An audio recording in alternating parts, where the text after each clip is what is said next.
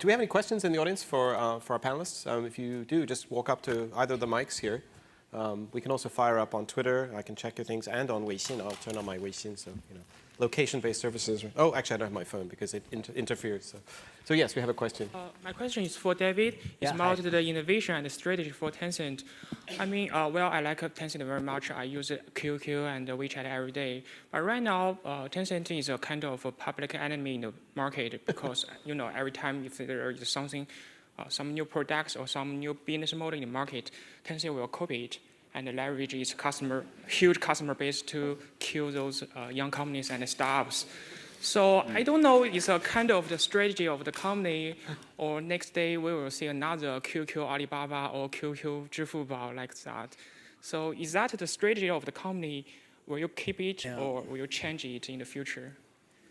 So I think I understand your question. Yeah, I've actually never. So usually my colleagues in China have to deal with these questions. We should at least ask him, do you have a company or you're a student? Or? Yeah, do you feel? I'm a student. Okay, you're thinking about a company. Okay. So I think, I heard some people clapping too. So I guess it's a big problem.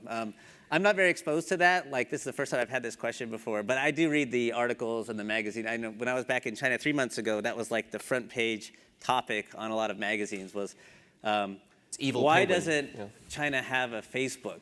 Because Tencent kills every company. It was something like that. It was like, didn't make sense to me. I thought like, hey, we're the Facebook in China, and like we were been around before Facebook, but somehow we killed Facebook. I didn't really get it. So obviously, like I'm gonna have a defensive answer to that. But I think you're right. Like we offer a lot of kinds of services, and if one of our services does well, I guess that means someone shrink. I mean, it's not necessarily the case that like if we do well, someone has to shrink. I think there's a scenario where like there's many cases where we grow, like in games, like may have great games with really huge numbers, but there's all kinds of other gaming companies out there that are doing fine. It just really depends on the game. So, I don't really know what to say. It's not a strategy of the company to see smaller companies not do well. That's certainly not the way we think about it, but we definitely target certain areas that have been sensitive. I think like when we did our browser and the browser really grew, that was sensitive. I guess there's a huge debate when we went to antivirus, and then it became very public with the company 360, and let's not even go there because it's just like, I think people like took sides without even knowing exactly what was happening. But like, yeah, I mean, it's sensitive when we go into different areas. I think we're aware of that. What we do though as a company is we find areas we think are strategic and add a lot of value to our users, and we definitely are gonna offer a solution there. To try to be more, I think we went through a long period of time as Tencent where we pretty much did everything ourselves.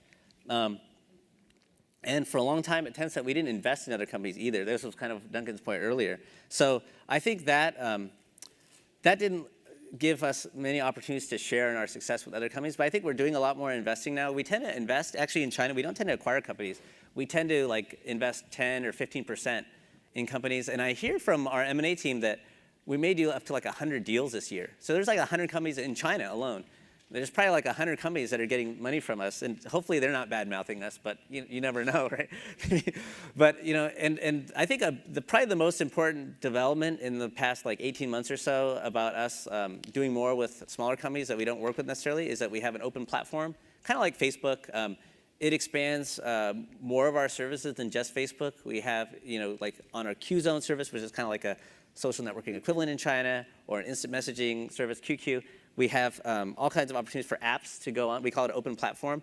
Our internal teams complain about that a lot, saying, hey, like now any game company can go on our open platform in QZone, and that's really putting a lot of pressure on us inside Tencent. Like, seems like the company isn't giving us enough support because now any company can just go on our QZone platform and they're totally kicking butt, and like we're actually limited by the amount of resources we can get from Tencent. We don't get enough ads, we don't get enough support, and the companies outside raise VC and they completely attack our QZone platform. So it's like I think that's been a great advance in terms of like our ability to work with a lot of companies. So for example, like if the company that you're concerned about there, if they did a QZone app, they could probably very aggressively do all kinds of things to try to take as much of the Tencent user base as they wanted to. And we would kind of celebrate that because we want all of our app partners to be very successful. But I can't really, we're going to compete with other companies because we just offer so many types of services. And that's just kind of how it is. Sorry, I don't have a better answer for you on that one.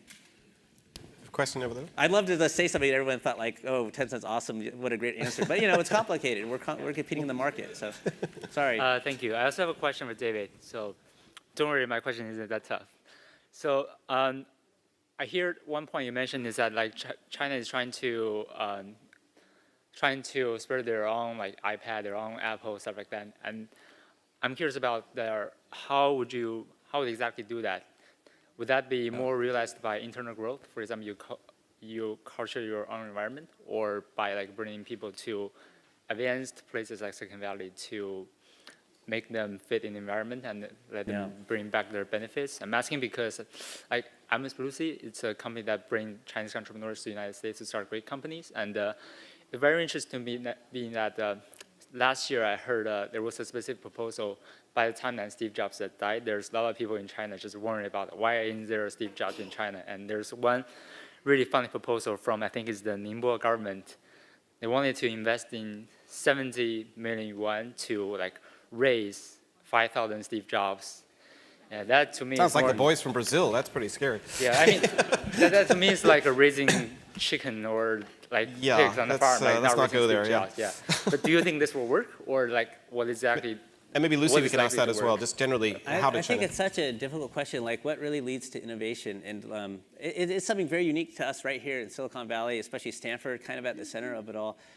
It's a great discussion for everyone in the room here. I don't claim to have all the answers on it, but I have thought about it a little bit recently because we were having discussions on this internally. I think at the end of the day, just one idea that comes to mind is I think people really benefit to be innovative from being interdisciplinary. 就是他们需要就是一个很好的传承人，要了解很多不同的范围的事情。他要了解数学，他要了解艺术。这个 Steve Jobs 老师这么说，说艺术也很重要，技术也很重要。他是艺术家，他是用技术做艺术家嘛，所以他是合并了很多不同方面的这个叫做 discipline， 就是很多方面的这个 knowledge know-how 是吧 ？I think this is very important. Like, how do you actually encourage people to integrate? I don't know enough about the Chinese education system. I didn't go through it myself, so I can't say like this is how the Chinese education system works. But my sense is like, generally speaking, it tends to lead you in a certain direction. Like you're going to be an engineer, you need to get good grades. In fact, you need to be like a genius at math and all this stuff. But like, are people saying, and it's also pretty cool if you know how to play guitar and you're a painter. I think like somehow like that doesn't really enter the picture in China very often. It's not just only the education system. I think it's also cultural. I think it's like maybe even parents. I'm a parent too. We should all like everyone in the society can kind of share some of the blame. It's pretty much how it is, honestly. Like, and I think like when you look at someone like a Steve Jobs, they're kind of like Renaissance men. Like they know a lot about fonts and they know a lot about chips. Fonts just how do you say fonts in Chinese? I don't know, whatever. Font like this is like very artistic though, right? Like someone who's interested in fonts, and he said that's like the secret to Apple's early success is that we had beautiful fonts. I mean, you could just like eat the fonts. They're so beautiful. It has nothing to do with the speed of the processing power and that kind of stuff. But he brought this all together, right? But calligraphy is the future. Well, but that's very Chinese, right? And like almost every Chinese person is an artist already. Exactly. You're a musician just talking by the tones, right? You've nailed the tones. Oh yeah, my tones are terrible. I have no capability. But I think it's important now. But maybe that's like the next step for China. And I don't know. I don't think you really leave it to anyone. I think it's like up to the individual, and like encouraging schools, like schools that encourage you to also play instruments, schools that encourage you to be an engineer, but also learn painting. And also just encouraging people to study kind of whatever they want. Like I think a lot of Stanford kids can you have to do enough studying to get this degree here. But then meanwhile, you can be studying all kinds of crazy stuff, as well as the thing you had to do to get your degree, engineering degree, whatever it was. And I think that's a starting point. Maybe There's Lucy, a lot more factors than that, but that's a good starting point. Lucy, right? Thank you. Yeah, sorry. We'll take the next question and hopefully address it to Lucy. That'll be good. And then, yes, this lady here, and then we'll take this gentleman, and then we'll wrap up. If it could be addressed to Lucy, if you could. Yeah. Question for Lucy. So Duncan, I should ask question in English or 随便你。 OK， 那用中文好了。好。 Lucy 你好，今天我们的 Oh, actually, can you do it in English because No, it's okay. You're doing Chinese, right? It's fine. Sorry. maybe they have the thing. Sorry. Okay, so, 一个我非常尊敬的这个中国企业的记者，他叫李翔，他最近写了一篇文章，是说阿里巴巴希望阿里巴巴是做一个强大的好人。刚才听您的演讲，我也相信阿里巴巴确实是在这样做一个强大的好人。那今天我们的这个 topic 是关于这个商业模型的创新，那我想商业模型的创新多少跟组织结构的创新是有关系的，因为我正好看到您的这个 title 是 Chief People Officer， 所以我想这应该是一个阿里巴巴比较独特的一个组织结构创新的结果。那究竟是什么动机造成了这样的一个比较新颖的岗位的诞生，以及您作为这个 Chief People Officer， 作为阿里巴巴集团，您的主要的使命和职责是什么？谢谢。对，我从阿里巴巴成立第一天开始，其实我的主要的工作是 HR， 所以这个其实马云说过，他说在阿里巴巴2个工作是最不好做的，一个是 marketing， 一个是 HR， 因为别的他都不懂。这2个他最懂，所以他可以随时随地以任何方式 challenge。当然这是开玩笑，但是其实说明就是说，这个阿里巴巴从成立第一天开始就非常重视人、重视团队、重视文化。所以其实阿里巴巴在还是一个 startup 的时候，我们就有很多跟文化有关的一些定义、一些要求，然后就是那种氛围，或者说大家怎么互动、怎么沟通的这些很多约定俗成的这些东西，我们把它叫做 core value。那么这个事情就是这13年来一直没有改变过。一直没有改变过，所以呢，第一个要回答你的问题就是说 ，Chief People Officer 这个不是一个就是对阿里巴巴来说，它是一个很我自己觉得这是，当然不是我自己觉得啊，但对阿里巴巴来说，它是一个非常非常重要的，就是在各个 business 里面，它的 HR partner 是一个非常非常重要的一个 role， 因为我们这所有的生意，所有的这个要服务客户，都跟团队有关。然后第二个呢，就是说阿里巴巴在 HR 或者在文化的这个体系上面，我们对于这种文化价值观的这种要求，其实是非常具体而细节的，不是就是口号啊，也不是一个只是一个理念啊，有很多具体的要求，比如说他会跟他的跟他的绩效考核这些都是有关系的，然后跟他平常很多很具体的要求，他的主管跟他的沟通，跟他的这个，包括我们给主管给所有管理团队的这个要求。它的业绩部分只占40%，就是说到具体一点，最后你怎么去给他就是评价他年底1年下来的这个 performance， 它的直接的业务部分只占40%，还有30%是跟他的这个团队的这个氛围啊，这个人才梯队培养啊这些有关，然后还有30%呢是跟他的这个个人，就是说。